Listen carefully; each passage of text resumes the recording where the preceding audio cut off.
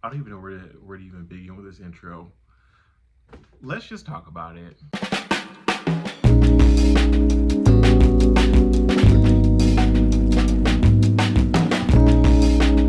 What is up, you guys? Welcome back to Leo Reviews. I'm your boy Leo, and today we are here to talk about the Real Housewives of Atlanta. What was it, season 15, episode 15? Y'all, we're almost at the finale, and I can't wait. I really can't wait.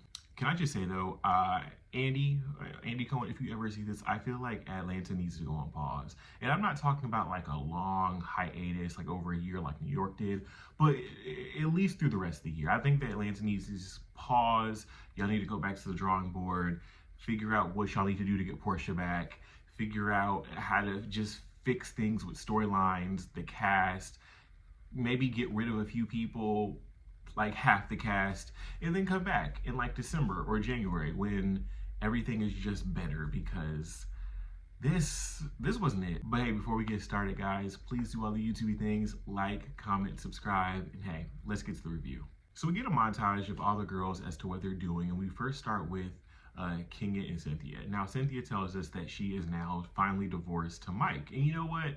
That's sad. I'm kind of sad to see it because I really thought they were good together. But if Cynthia thinks it's for the best and Mike thinks it's for the best and it's for the best, it's for the best. Can I just say, Kenya, we need to figure out what's going on, because Cynthia and Mike were able to meet, date, get married, and divorce successfully in the time it's taking you to actually divorce Mark. You're still trying to divorce Mark 5 years later. For what? Like, I don't know if he wants your money. I don't know if he wants whatever. Just make him go away at this point. I watched an interview with Carlos King where King has said that one of the reasons why they're still going through divorce is because Mark is trying to get Brooklyn on his show. So, like, he's kind of fighting different things in that. But there has to be a way. Can't she do both of y'all shows? Can't Brooklyn do both of y'all shows? Because this is toxic. Y'all don't need to be married. One piece of advice that and like an older person who has been married for like 15 years told me, they said never marry somebody that you don't want to divorce.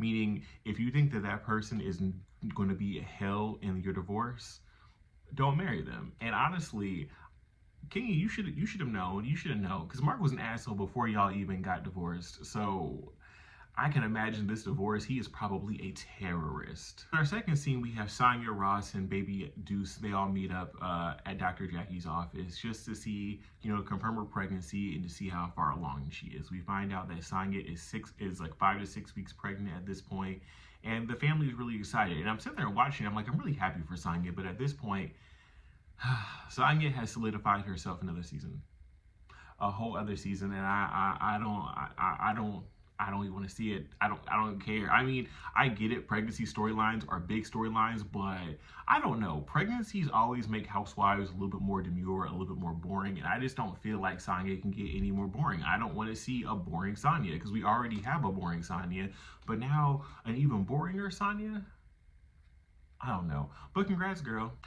Drew and Candy are on the set of Todd's movie, The Pass, and Drew's talking to Candy. She said that she's actually very, very nervous about the love scene that she has with this woman, because it's something that she's never, ever done before. And I'm sitting there and I'm like, now, Drew, hun, we both know why you're nervous. You're not nervous because you've never done it before. You're nervous because you might like it. You know you're gonna like it, Drew. So just go with it, roll with it. It's your moment, hun. Have fun. They asked Drew if Ralph actually knows about the whole love scene. She says that she told him like bits and pieces of it, and we're gonna get a little bit of their conversation later, but she said that he doesn't really fully know about it. In all honesty, I think that Ralph will be okay. Typically, men love that girl on girl action. They love that girl on girl stuff. And honestly, if it wasn't with another man, I think Ralph would be kind of like irked.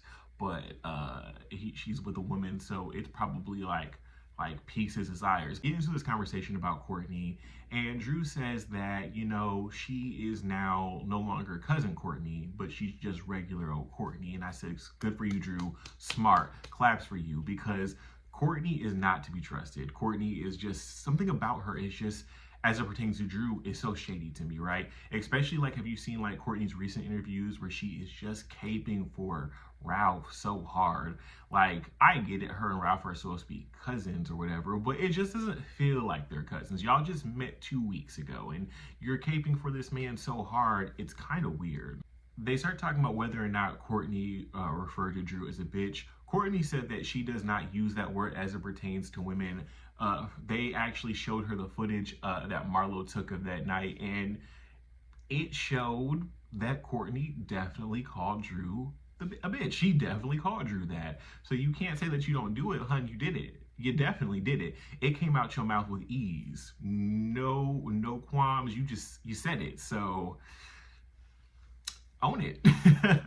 So Sheree is planning this big old sip and see for baby Mecca for everybody to see. It's going to be like a big glam on party. She wants everybody to wear shades of nude, and she's meeting with like her party planner. And I'm sitting there and I'm like, Sheree, this party better be over the top. This party better just give what it's supposed to give. It better be just style, fashion, everything for this baby sip and see. It just better be big, because if not, the girls are going to talk about you, Sheree. The girls will talk badly about you. Speaking of talking bad about you, we have Marlo. She throws her event for her foster care event where they're honoring people who've been in foster care, which is really, really nice. Now, all the girls show up. Well, only Marlo's friends show up, right? She only invited Courtney. She invited Sheree. And she invites Sonia. And, you know, initially only Courtney and Sonia actually get to the party. And Marlo's kind of insulted, right? Because she's trying to figure out why is it that Sheree is not there. And even though she's trying to pretend like she's not salty about it, the look on that girl's face, she real salty about it. So the event starts and they start honoring all these people who had been in foster care and people who have helped foster care out. And I can honestly say, as much as I genuinely do not like Marlo, I think that the things that she's actually doing for the foster care system and for kids who actually were in foster care, I think it's very admirable. It's very admirable. I don't really think it's really genuine, but honestly, she's doing it. So genuine or not, she's doing something for a cause, and we can only admire that. Sheree ends up showing up, and everybody's super duper happy to see her. I don't know. It just, these scenes when it's the three of them, right? It just, or like the four of them, it just falls flat. It falls flat. And although, like I said, it was nice to see Marlo doing something for people and for kids in foster care, just watching this half the cast doesn't give me anything. It's not interesting. So back on set for Todd's movie, Drew films that love scene with the woman. It seems like she was doing a pretty good job with it. Todd says that Drew was one of the best decisions he could have chosen for an actress for filming it, because he said that she's very much so a good actress and they're going to be able to get this movie shot within 10 days. So back in Drew's trailer, her and Ralph actually sit down for a conversation, and Ralph says in the confessional that, you know, when Drew's filming everything, it's very hectic for him because he has to pick up the slack at home, you know, with the household duties and the kids. And I'm sitting there listening to this and I'm like, bro, it's your house. Those are your kids. So pick up the slack. What are you talking about? It's chaotic for you. Pick up the slack. What? It kills me how a lot of these dudes operate, right? Y'all feel like because you're the man, y'all don't need to pick up the slack, or y'all don't need to do this, yada, yada, yada. I guess because I did not grow up with a father like that. I grew up with a father who was very much so like, if my mom was busy, he cooked. If my mom didn't have time to clean, he cleaned. And my dad was always very much so, I raised young men to be able to cook and clean, because he did not want us to get into a relationship or a partnership where we're putting all the household duties on the other person as if the other person's a slave. So whenever I see grown men not exhibiting like behaviors that I feel like are a high quality of husband, like what my father was, gross. Drew says that she vibes really well with her character. She says that her character is a wife, a mother, and she's really just understanding, and she can see so many similarities into it. Ralph asks, oh, also is because she's a lesbian, and that's what sparks a really weird conversation between the two, right? They're having this conversation, and Drew is trying to explain the whole lesbian thing away, the whole getting turned out by a girl thing away, and the way that Ralph is looking at her, right?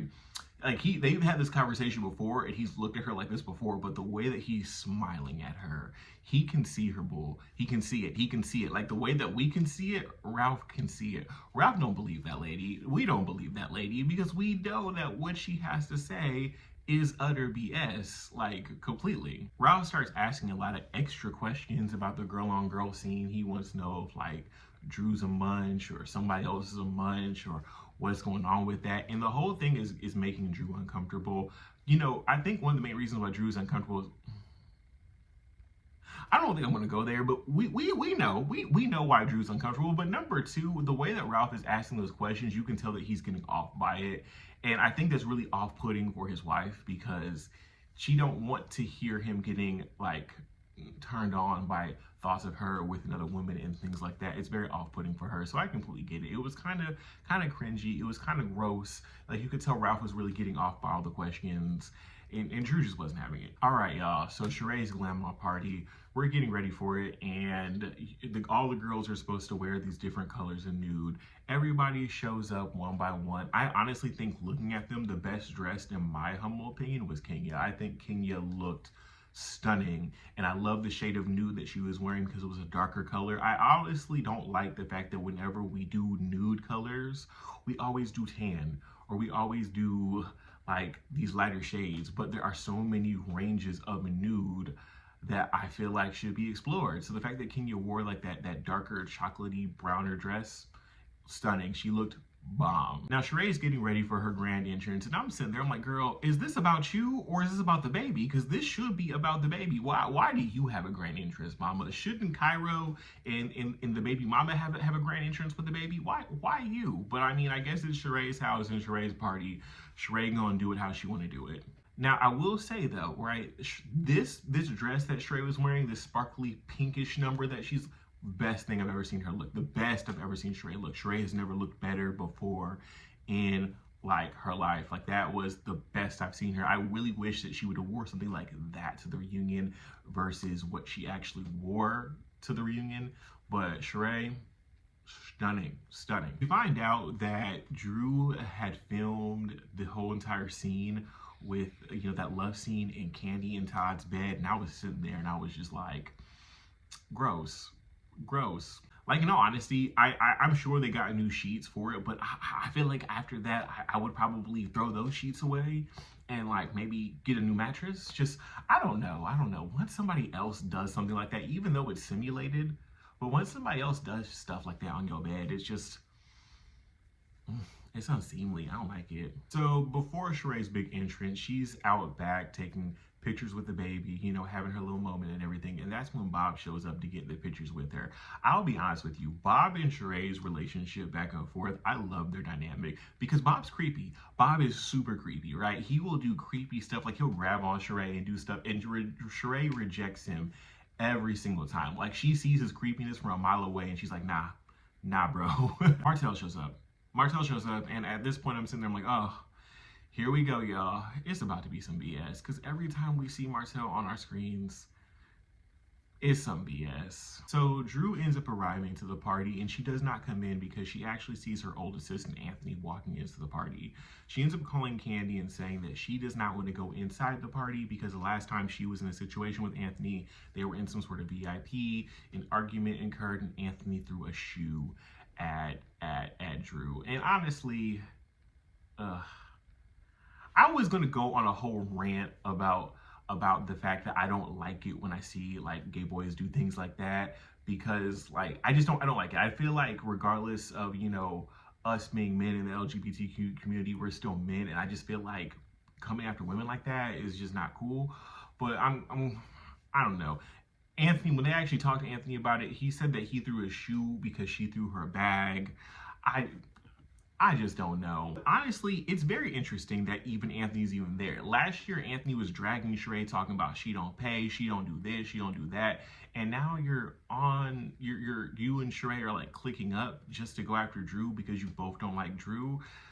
Shady as hell, Sheree. Very much so shady as hell. Sheree also says that Anthony was there because he's the one that invited or that introduced Sheree to Martell. First off, that should let you know that you should not be with trusting Martell, because if he's hanging out with the likes of Anthony, that's not a trustworthy ass individual. That is a untrustworthy ass nigga.